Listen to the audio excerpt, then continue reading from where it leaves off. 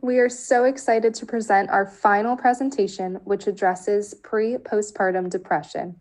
We will begin the presentation in order, starting with Abigail Lambert, followed by Morgan Davis, Kayla Shirley, Amazing Grace, and Ashley Hoff.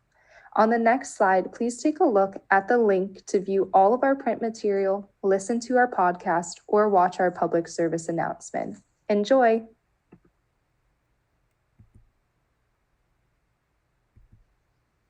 For our print material, we chose to create a double-sided infographic that we could print, laminate, and hand out as a bookmark on campus.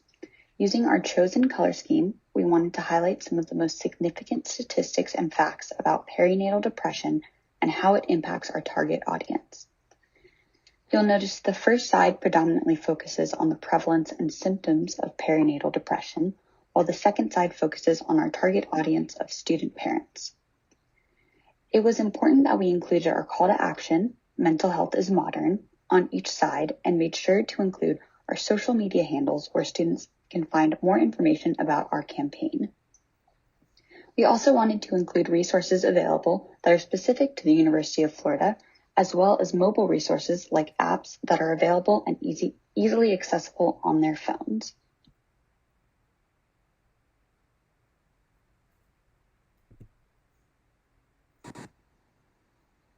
For our podcast, we used the platform Anchor to create our Mental Health is Modern introduction episode. We made sure to keep our color scheme in mind, and we also utilized one of our social media posts as our podcast cover photo, as shown in the screenshot provided. Our episode was done solo style with myself, Morgan, sharing personal testimony on my perinatal journey through graduate school, some tips and tricks for our listeners to reduce mental health stress, great statistical data to enhance the importance of our campaign, and also some more details on what our campaign offers. You can click the link provided and it will take you to our podcast profile where you can take a listen to the whole first episode. We will play the first part of it now. Please note that the recording of the podcast recording does not sound as clear as the site, but I hope you enjoy. Welcome to Mental Health is Modern, and we hope you enjoy our very first episode that will introduce you into our campaign and give you a deeper insight on why we believe that this is one of the most needed campaigns for our fellow graduate school peers. Let's get started.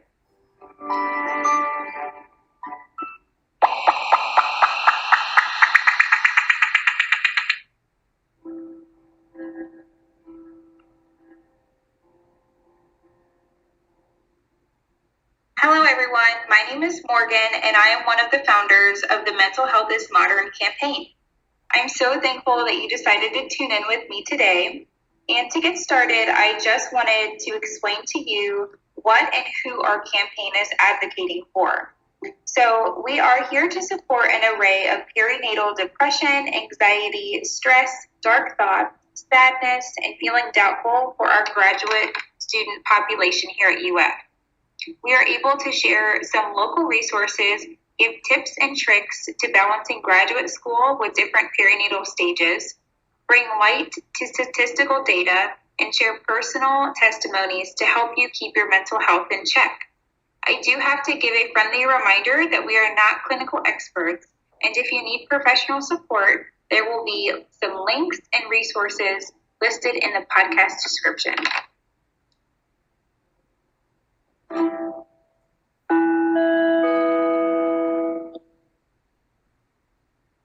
So I wanted to start off with my personal journey of being a graduate student with an infant who's now becoming a toddler, and the journey has been pretty bumpy to say the least. I honestly did not expect the amount of mental and emotional difficulties that came when my daughter was born. My pre-baby self was not fully aware of the many stresses that come with a new addition, and maybe you or someone you know can relate. And you can click the link provided or check out our website to hear the rest.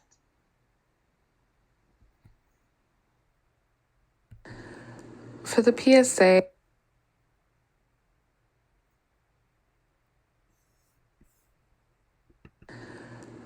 PSA, I wanted to convey as much emotion as possible while still being informative and relatable. To me, it was important to show that she was feeling overwhelmed and isolated because postpartum depression is often one of those things that is suffered with in silence out of fear of looking weak or selfish. And as mothers, we are often tasked with most of the child-rearing duties in conjunction with working and pursuing a career and educational goals. We also thought it would be important to show her doing routine tasks such as nursing a baby while watching a lecture or returning home from work. I tried to draw on my own experiences as a single mother in college, as well as the input from my other group members when creating this PSA. What we really wanted to do for this project was to show postpartum depression as something many women deal with, and that there is help out there for those who want it. At the end of the PSA, we had a clear call to action by displaying the contact information for the UF Counseling and Wellness Center. Throughout the PSA, we included some of our most important and inclusive statistics. The PSA was filmed and edited to be run on platforms like YouTube and television with a runtime of about 2.5 minutes. Our complete PSA can be viewed on our Wix webpage as well as through the YouTube link provided.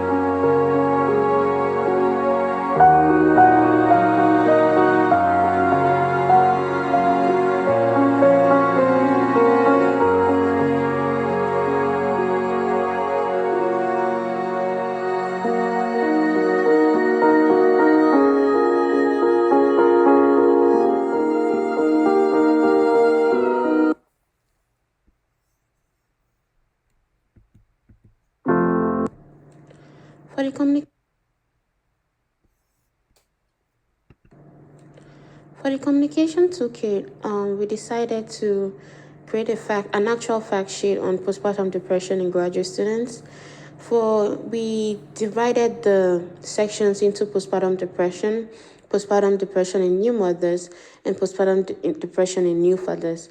Each details what particular fact is found under each group, and we also decided to include postpartum depression in new fathers because we found it particularly interesting that new fathers also go through postpartum depression. So that means new fathers who are graduate students would also be experiencing depression or mental health issues while they are going to school and taking care of their kids as well. On this slide,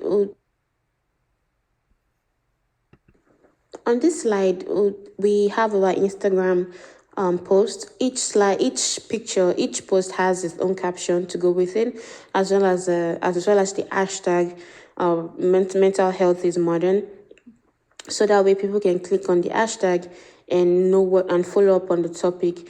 And we also have the click the link in our bio as part of our caption, because we want people to follow along with whatever updates we have about the topic and engage our audience as well.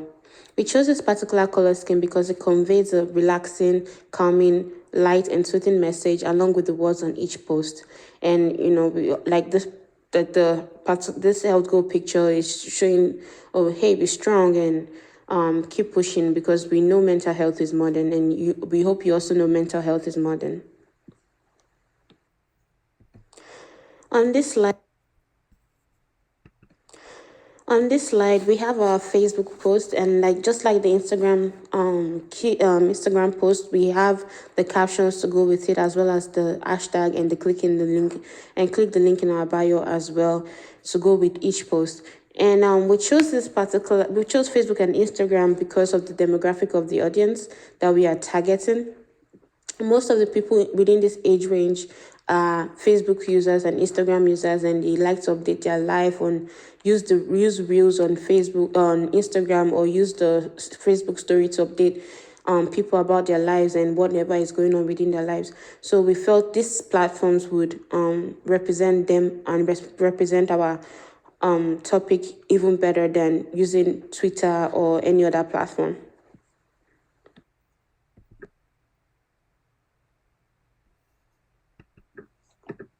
During the entire development of our final project, we continued to ask ourselves the question, what makes good health communication? We incorporated what was learned in class to all health communication material designed for our topic, mental health and postpartum depression and graduate students.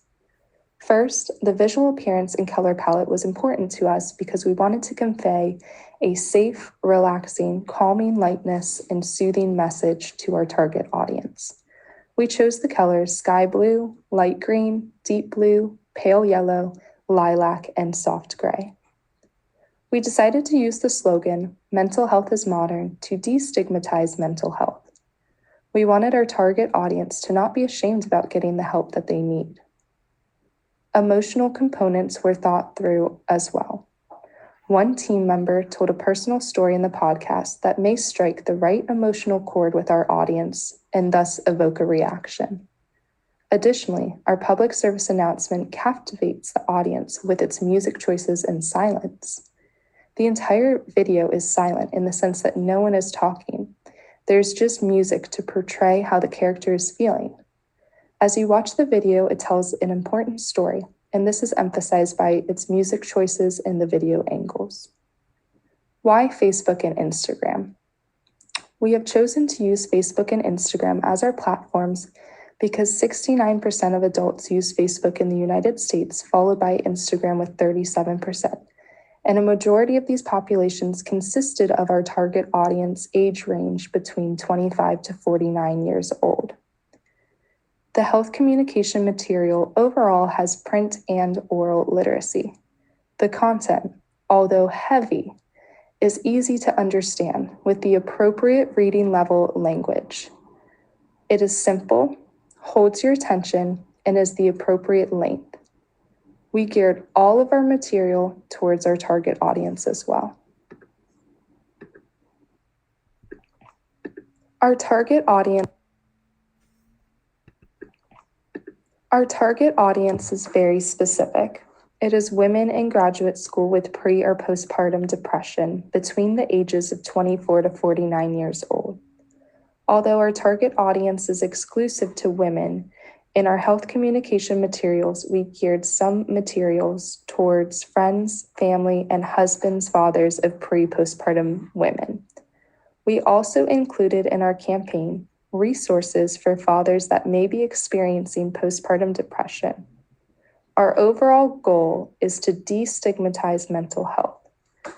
Although we did not specifically include Black, Indigenous, and people of color, or LGBTQ+, in our health communication materials, because we have such a specific target audience, we decided just to keep a universal color palette and theme that can be utilized for all people. We believe that since we had a specific target audience, we were not excluding any particular race or culture, and we're only being inclusive on the grounds that our target audience is so specific. Within the specific target audience, we made sure our word choices did not single out a specific role or person. For example, we used phrases like parents going back to school rather than saying single moms going back to school. In further campaign material, if we decided to include pictures of real audiences, we could be diverse and make sure that we are normalizing the roles that we cast in photo shoots and/or videos.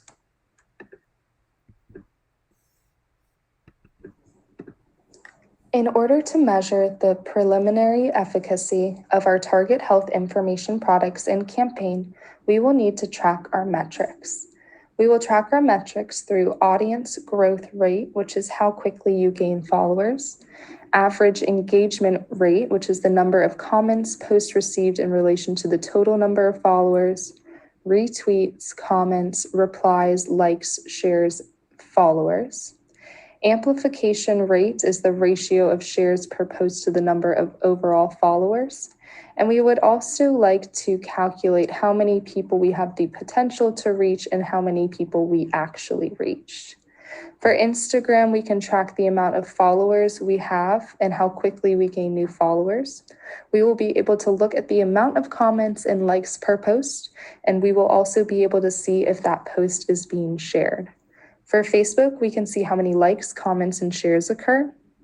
Additionally, we will be able to see how many people went to our Facebook page and how many times that page was clicked. For the podcast, we will be able to see how many people have subscribed to the podcast and how many followers we have. And our public service announcement will be measured by the number of viewers, comments, and shares.